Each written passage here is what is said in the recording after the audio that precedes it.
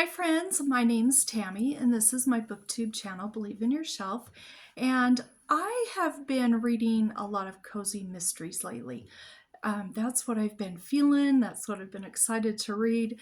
And so I thought I'd do a little video recommending some cozy mystery series that are centered around food. And I've picked 5 of some of my favorite series.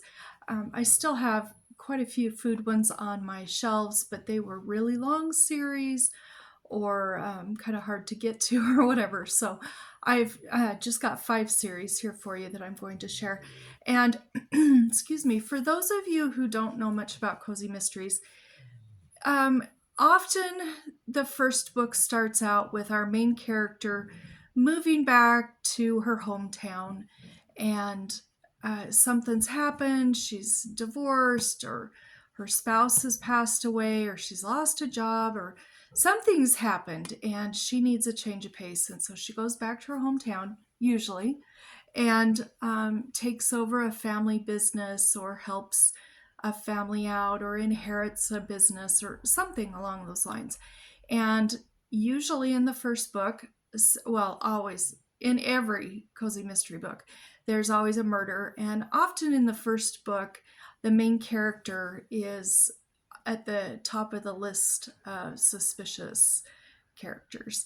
And she usually spends the first book finding out who actually committed the murder and gets herself off the hook. And then usually from the books afterwards, it's various people she knows or friends or family members that are suspects, and she tries to get them off the hook. And they always do. That's kind of the formula for cozy mysteries. They are nice, clean books. If there's any romance, well, there's no open door scenes, and there's none of that. There's not usually any swearing, and any murder is done off the page, and they just talk about it afterward, after it's happened. So that's kind of what the cozy mysteries are in a nutshell. So I do have 5 mysteries here, or 5 series. Also, the cozy mysteries are often centered around food or librarians or books or clothing shops or pet shops. You can come up with any topic out there, and there's bound to be a cozy mystery set around that topic. So, but these are my food related ones that I picked. Now, the first one, they are reading, I think it started this month. I think it started in February over on Killing Time with Cozies, the Discord group. They're reading the Emergency Dessert Squad Mysteries by Laura Bradford, and they're reading one a month. I've read these, and I've thought maybe I should reread them along with them. And I might join in here. But the first one is called Eclair and Present Danger, and like I said, it's in the Emergency Dessert Squad Mysteries. And look at the cover. Isn't that fun? With an old ambulance. So in this book, our main character, she has a very wealthy neighbor, and she's become good friends with her neighbor. And the neighbor dies, and she has left a will, and our main character here thinks she might be getting some money because she has a dessert shop that's kind of failing. She's having a hard time staying afloat with it, and she's hoping to get some money maybe. And when the will is read, she inherits the lady's grumpy cat and this old ambulance, and which is just funny. And she does lose her shop, but she moves her business to her home, and she turns this ambulance, this old ambulance, into the emergency dessert squad right there. And she makes the recipes at home, and people can call her and ask her, oh, I've got a friend who's going through a bad breakup, what would you recommend? And she'll cook up some great dessert that's appropriate for that. And she can tailor all of the desserts to what people are wanting for their emergency. And what's really funny about this, there's a love interest through the books, and I like that. I don't remember there being any love triangle, but when she takes her desserts and delivers them, she has the gurney in here, and she puts it on the gurney and she'll wheel it up to where she's delivering it. And she has you know, the pole with the drip where they have the medicine and everything. That's where the chocolate is up there, and it'll drip down onto the dessert, and it's just funny. So I just get a kick out of these books. I did really like them. So this is the first one. The second book is called The Silence of the Flans. And I loved all of these books. There were great characters, great friends. I liked everything about this series. And the last one is Dial M for Mousse. And did I say these were by Laura Bradford? I'm not sure if I did, but the covers are fabulous. I really liked the books. So there's that one. Another series that I don't hear talked about too much, and I really liked this. I think my mom even read these books. I think I talked her into reading them. And they're the Cookie House Mysteries by Eve Calder. And the first one is called And Then There Were Crumbs. Now, in this one, our main character has been living in Manhattan. She loses her job. She decides to move down to a little kind of a beach town in Florida. She goes down there. She's supposed to go to an interview, but she misses it. But she finds a help wanted sign at this bakery. And she goes in and applies for it. The guy is kind of grumpy, kind of ornery, and she has to really talk him into hiring her. And anyway, this dog here is in the series, and he's kind of the town dog. He goes around everywhere, and everybody gives him food and chips in for his vet visits and everything, but he becomes her dog through the book. And the second one is called Sugar and Vice, right there. And the third one is called A Tale of Two Cookies. And I loved this series so much. This was so cozy and so fun, and I just love the characters again. Okay, I've got 3 more series I want to talk to you about. This one is in the Alaskan Diner Mysteries, and it's called Mousse and Murder, and this is by Elizabeth Logan. Isn't that a great cover? So in this one, our main character is living in California, and her mom calls her. She needs to retire. She wants to be done. She owns the Bear Club Diner. Her mom does. Her mom wants to do some traveling and just enjoy life, and she says, will you come and take over the diner? She jumps at the chance. She moves to Alaska, and this is her little, is there a cat in here? Yeah, you can see the cat on the seat. She has a little cat, and this cat is so spoiled.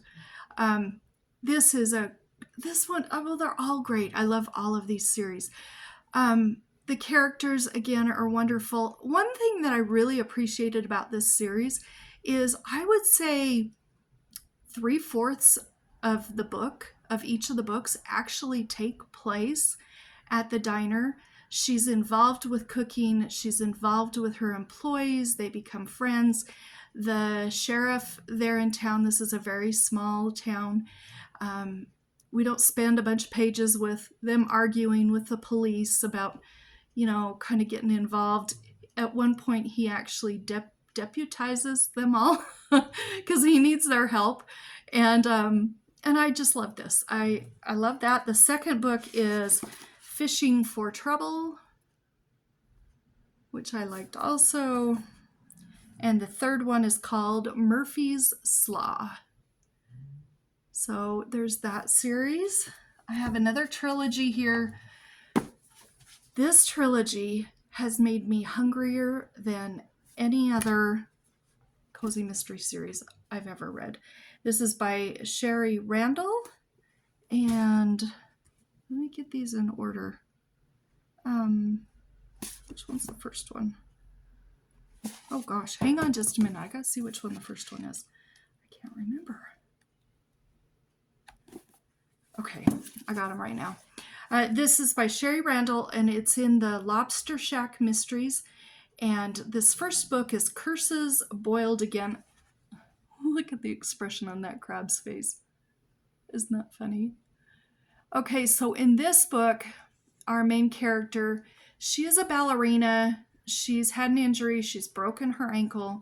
And she needs time to heal. So she goes down to Mystic Bay to her Aunt Gully to stay with her. And her Aunt Gully owns the Lazy Mermaid Lobster Shack.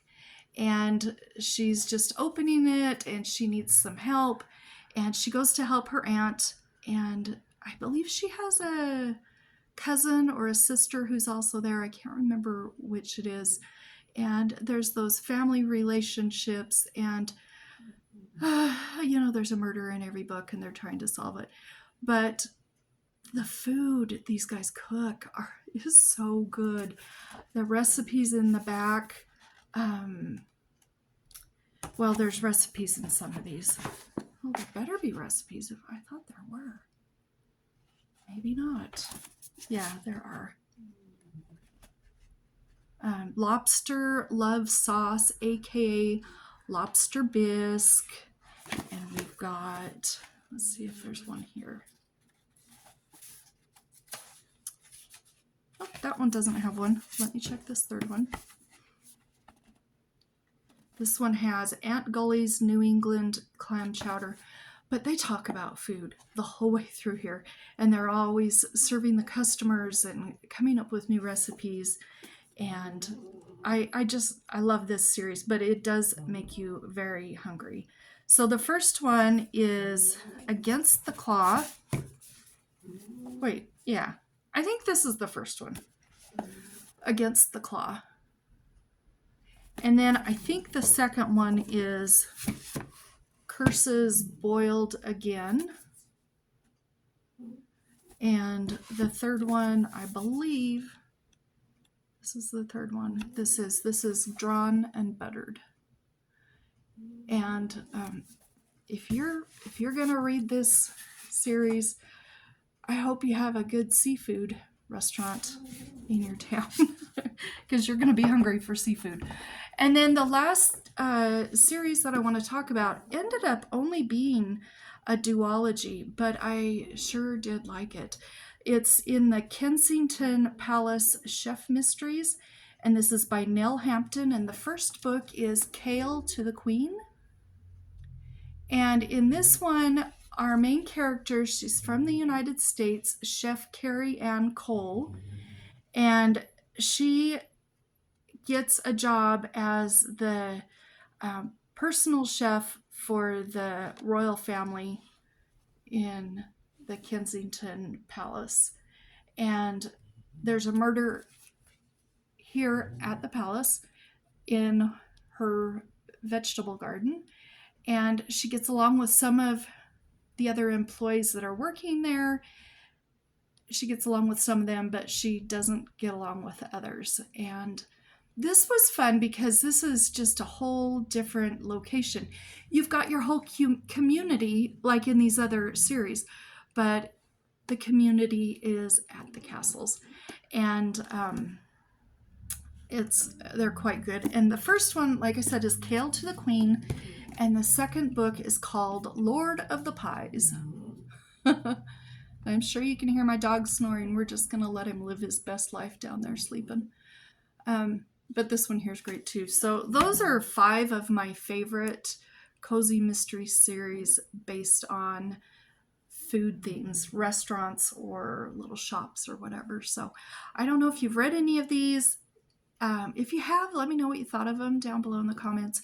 But if you haven't and you like to read cozy mysteries, I recommend these. These come highly recommended by me. So I hope you're having a great day. I hope you're having some good reading during the week and that you're having a great day.